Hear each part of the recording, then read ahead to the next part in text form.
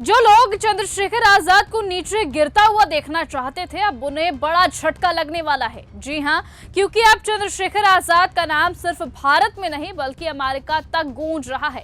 बाबा साहेब के वंशज और काशीराम के चेले का काम अब विदेशों में चर्चा का विषय बन गया है। हेटर्स ये सोच रहे थे कि आजाद का ग्राफ नीचे जाता जा रहा है, लेकिन हकीकत ये है कि अब दुनिया उनके काम को पहचान रही है। 2021 में टाइम मैगजीन ने जब चंद्रशेखर आजाद को दुनिया के 100 उभरते नेताओं में शामिल किया था, तब हर अम्बेडकरवादी का सीना गर्व से चौड़ा हो गया था। ठीक उसी वक्त उन्होंने कोई चुनाव नहीं जीता था, लेकिन उनके विचार और संघर्ष ने पूरी दुनिया का ध्यान अपनी ओर खींच लिया था। हार और हार मानने में फर्क होता है और चंद्रशेखर आजाद ने इसे साबित करके भी दिखा दिया है। साल 2022 में सीएम योगी के सामने गोरखपुर से चुनाव हारने के बावजूद उन्होंने हार नहीं मानी, बल्कि ये ठान लिया कि अब इतिहास लिखना है और आज वही फॉर्मूला अमेरिका में दोहराया जा रहा है।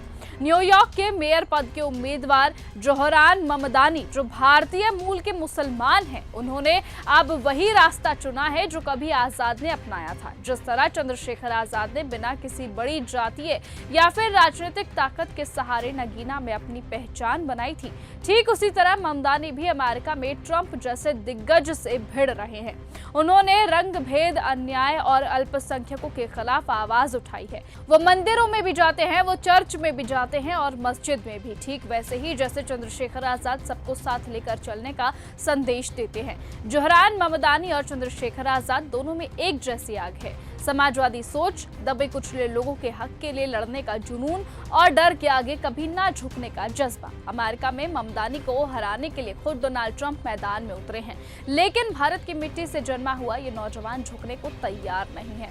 उसने अमेरिका की दोहरी नीति को भी बेनकाब कर दिया है, जो भारत के मुसलमानों पर ज्ञान देती है लेकिन अपने देश में अल्पसंख्यकों से भेदभाव नहीं करती। ममदानी ने खुले मंच से कहा कि अपनी पहचान छुपाने की कोई जरूरत नहीं है और ये कहते हुए उनकी आंखें भी भर आई। ये दृश्य ये बताता है कि विचारों की कोई सीमा नहीं होती।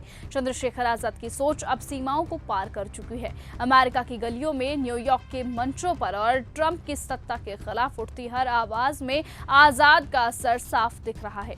ये वही आग है जो भारत के गांवों से उठी थी और अब विश्व मंच पर लहर बन चुकी है। इसीलिए आज जो लोग ये सोचते हैं कि चंद्रशेखर आजाद का दौर खत्म हो गया है, उन्हें ये समझ लेना चाहिए कि ये तो बस शुरुआत है। अब आजाद का नाम सरहदों से पार गूंज रहा है।